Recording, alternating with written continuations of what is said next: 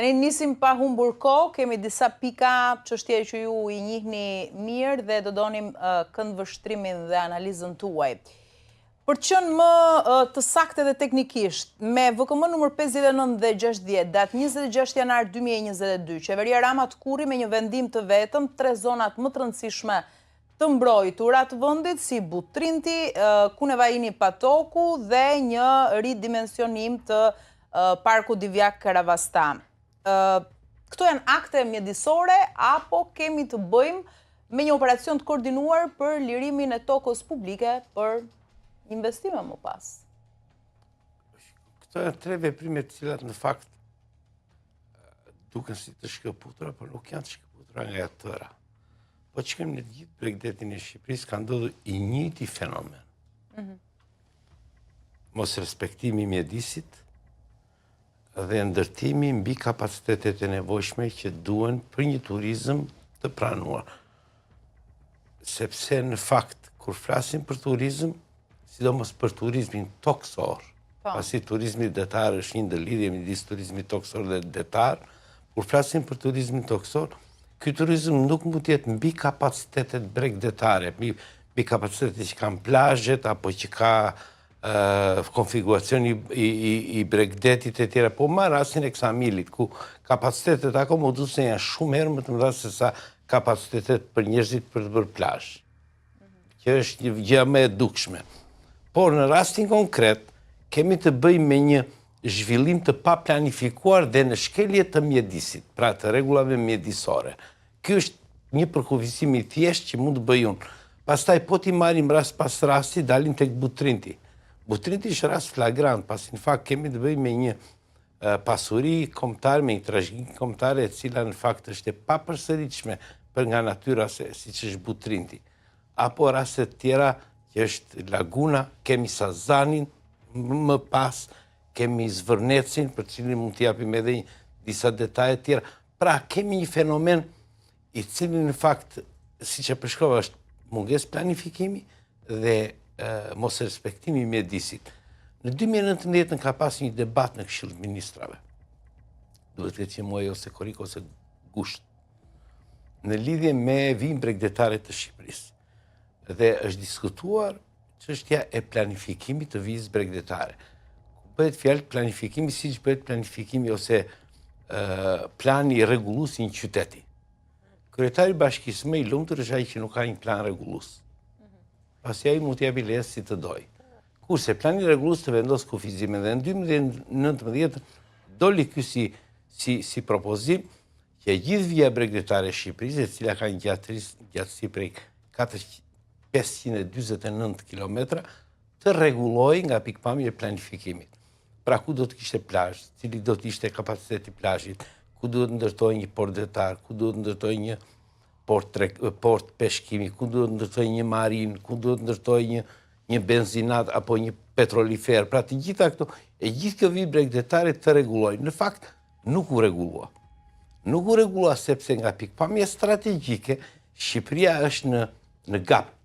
Pra, neve nuk kemi dokumenta strategjike, nga strategjia e sigurimit të cilat zhvillojnë të gjithë vijën bregdetare.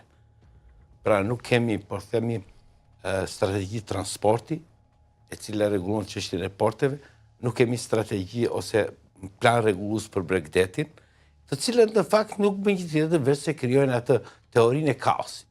Ndërtimin pa planifikim dhe teorinë e kaosit. Dhe në këtë kaos të krijuar qëllimisht nga qeveria, pikërisht janë krijuar këto element që ndërtohet pa plan dhe duke mos respektuar kushtet mjedisore.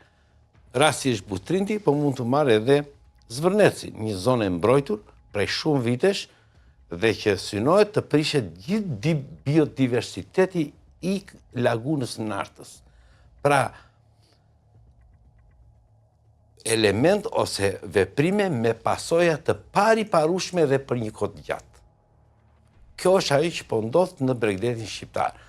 Duket në fakt, nga ajo që shikojnë, duket sikur jemi në teorinë e tokës së xanme. Pra, hajde ta kapim se nuk i dihet se çfarë do ndodhi më mbrapa.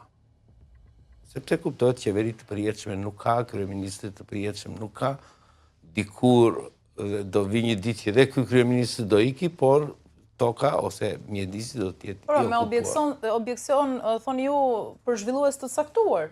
Natyrisht, sepse këtu nuk kemi konkurencë. Shiko, një nga elementet kryesor që po marrim që ka ngritur dhe Bashkimi Evropian, si jo kos, po për para kos ka qenë një komisioner tjetër i zgjerimit, apo dhe ambasadori aktual i Bashkimit Evropian e kanë shprehur qartë Shqipëria po zhvillon infrastrukturën në shkeletën e 173 të marrëveshjes së asociim stabilizimit, e cila kërkon tender, prokurim dhe favorizues të jenë kompanitë europiane. Kjo do të thotë që në të gjitha rastet ne kemi dhënie pa konkurrencë dhe favorizim i njerëzve që gjenden pranë qeverisë shqiptare apo të huaj, të cilat në shumë raste nuk janë europianë. Pra kemi një shkelet të një traktati ndërkombëtar i cili është mbi aktet ligjore që miraton Parlamenti i Shqipërisë.